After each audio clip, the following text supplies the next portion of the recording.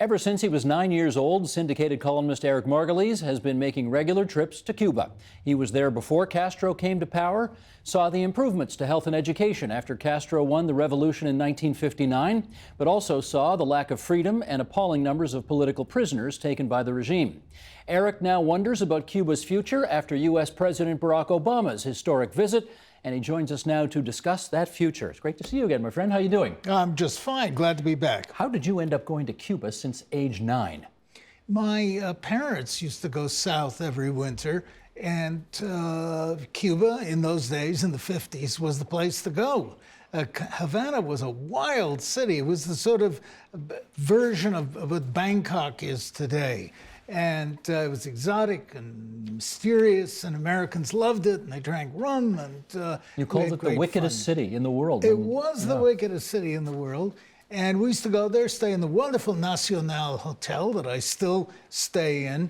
And we would go out almost every night to the Floridita bar in Havana, famous Floridita, and very often have drinks with Ernest Hemingway. Not when you were 9 years old. Yes. Really? I remember vividly as a burly man with a big white beard and his girlfriend Pilar. They would drink daiquiris together. Actually, you know what? I was going to play this later, but since you've mentioned it now, a few years ago you did a documentary in Havana called The Other Side, Dispatches from Cuba. And you talked about your good old friend Ernest. Let's roll that clip now. Okay. Sheldon, if you would.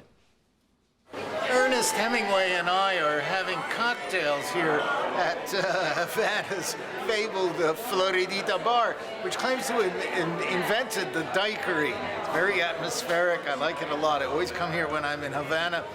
And amazingly, the first time I ever came here, my parents brought me. It was 1952, even before the Castro era in Cuba.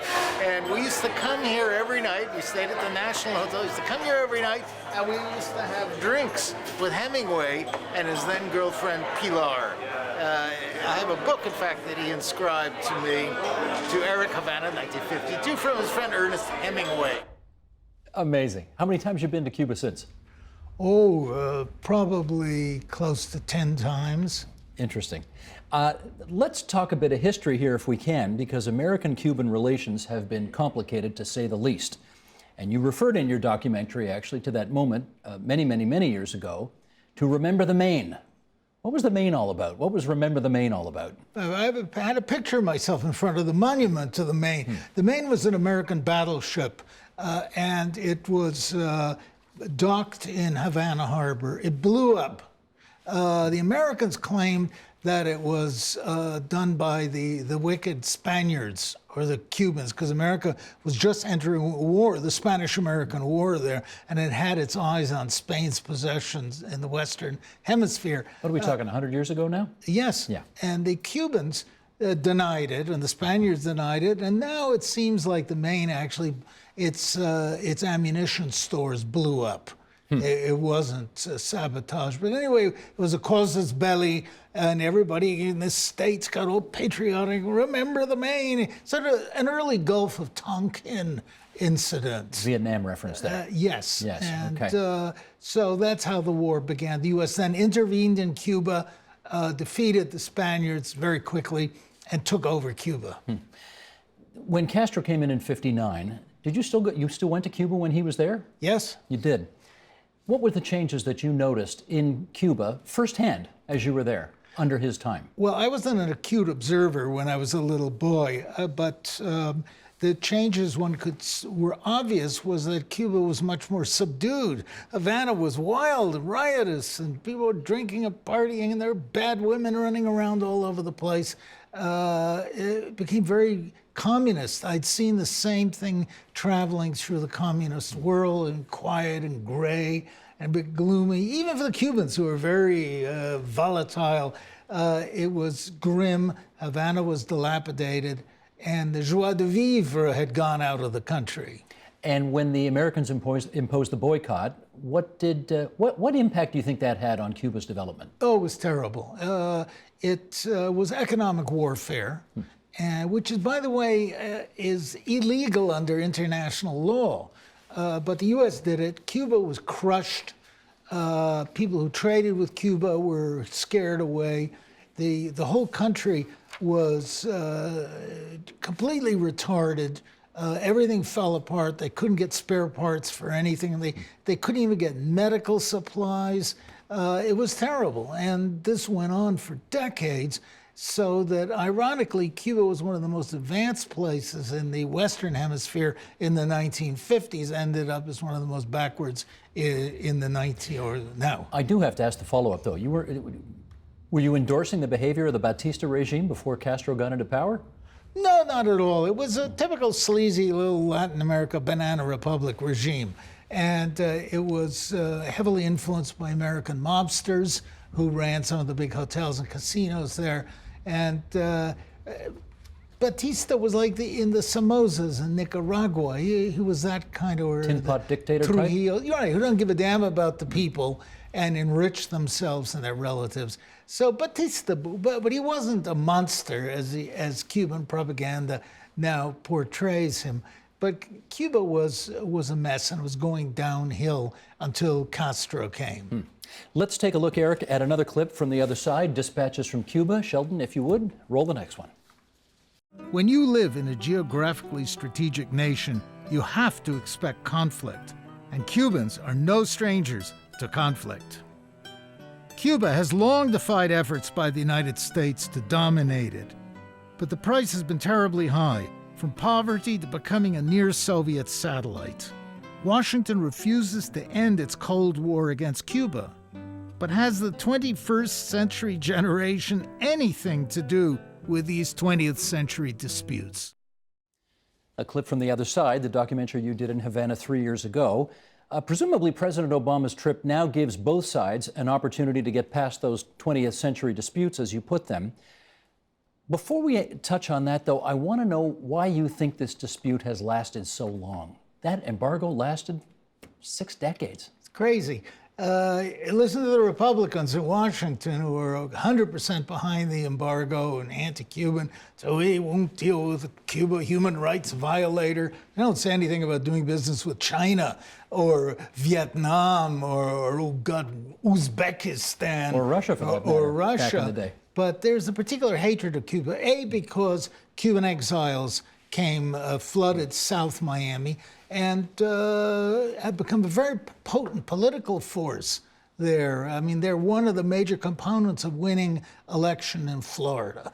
The second thing is that the Republicans just, are into godless atheism and nobody wants to question what they're saying. And it's a matter of wounded pride, both for Cuba, which wouldn't give in to being told what to do by the U.S., but to the U.S., which wouldn't admit that it never managed to overthrow this insolent, insubordinate, cheeky Cuban government. So you had status quo for all of these decades. Did you approve of President Obama's trip? Oh, very much so. I think it was the right thing. It should have been done years ago.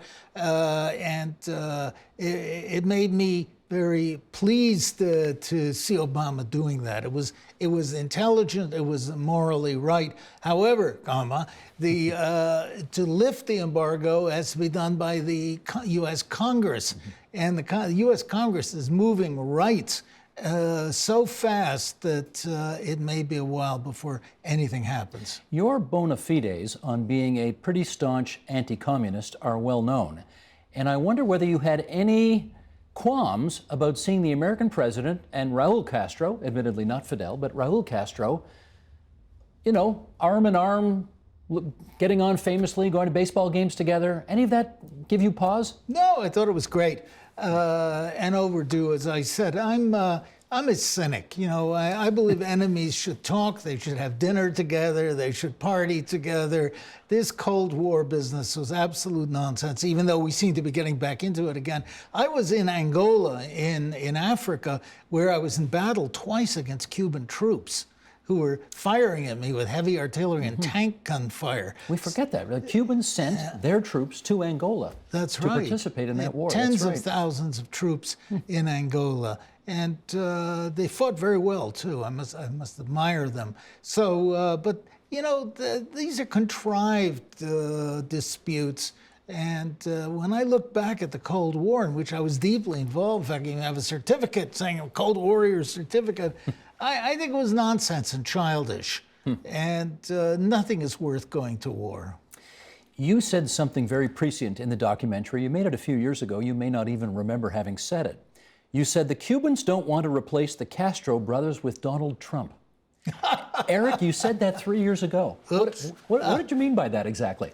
Well, what I meant by that was that they don't want somebody lecturing them and telling them what to do, and they don't want too much of a change inside of Cuba, though it will happen. It's inevitable. They want somebody who carries on a bit more the tradition of social concern, as the Castros did, without the political surveillance. So when Obama went there and kind of nudged Castro to have a press conference, come on, take a few questions. I'm going to give you a bit of a lecture about being a more free society and about the need to get political prisoners out of jail. Was that okay? Well, it was okay, but I thought it was a bit rich. Obama lecturing Castro on political prisoners when just down the road from Havana is Guantanamo, which America seized in the Spanish-American Wars, never returned, and has had it stuffed full of Muslims from South Asia. Let's look forward and find out what the implications of this Obama visit to Cuba are. And to do that again, I want to play one more clip from your documentary. Roll it, please, Sheldon. Will Cuba turn into Miami South after the Castro era? Will it follow China's model of capitalist one-party rule? Or will it remain a Marxist mastodon trapped in the past? Will decadence and consumerism win over dogma? In short, what will become of the sexy, defiant little island that has always possessed a strange and potent allure? You've asked some good questions there. Do you think you know any of the answers? I do, unfortunately. Fond as I am of Cuba, I fear that it is going to become another Miami or something even more tawdry, because money ruins everything, corrupts everyone. The South Florida Cubans are waiting to pour in. There's huge investment money. The old Havana that we knew, which was isolated in time, it was like Burma was in the 1980s, is going to vanish, and it's going to be replaced by honky-tonk and corruption. Do you really see a Cuba where you're going to be seeing a McDonald's or a Burger King or a Sheraton Hotel on every other corner? Alas, yes, You I do. I fear that. They could stop that, though, couldn't they? They could, but they don't have any money, these people. They've been eating grass for 40 years or 50 years, and they want consumer goods. They're desperate for it, and it's very hard to stand in the way of that. Is the revolution out of steam? Yes, it is out of steam, and unfortunately it had bad parts in a very secret police state where everyone was watched. Visitors don't see that when they go to Cuba, but there are spies watching everywhere. But on the other hand, the revolution had some noble aspects. For most important, it was honest. Cuba was the most honest government in Latin America. Its people did not steal from the people and impoverish them as happened elsewhere. And they were a world leader in education and medicine, as you had mentioned. So, and the Cubans were proud of themselves for this. I mean, they really shone for a while. Now, I don't know. But you're, if I may put it this way, you're a successful businessman. You're a guy who ran a huge vitamin company, and do you not see what the possibilities of a big offshore investment by American companies into Cuba might be able to do for the standard of living of the people there? Well, they did it in Puerto Rico, and Puerto Rico is now bankrupt. So is true. It doesn't always work right. Yeah, there's a possibility. The Cubans are very talented people. I always call them the aristocrats of the West Indies. But there's so many obstacles to doing business in Cuba. They have these, Cuba expropriated about 40% of the property there was owned by Americans, and they expropriated it. And now these angry Cubans in Miami, they want their property or their money back, and that's going to be tied up in courts forever. The Castro brothers are, of course, are they both octogenarians now? Fidel certainly is. They're both octogenarians. Presumably, there's a next generation of political leaders ready to come in. prepared to turn the page. Do you know what that looks like? No, because the next generation has kept their heads down and have been extremely discreet, because no one wants to be seen as an heir apparent, because he's likely to get cut down by the Castros, who are not in a total rush to leave power. So it's not clear. It looks like the next step after Castro's will be senior Communist Party members, younger ones in their 30s and 40s.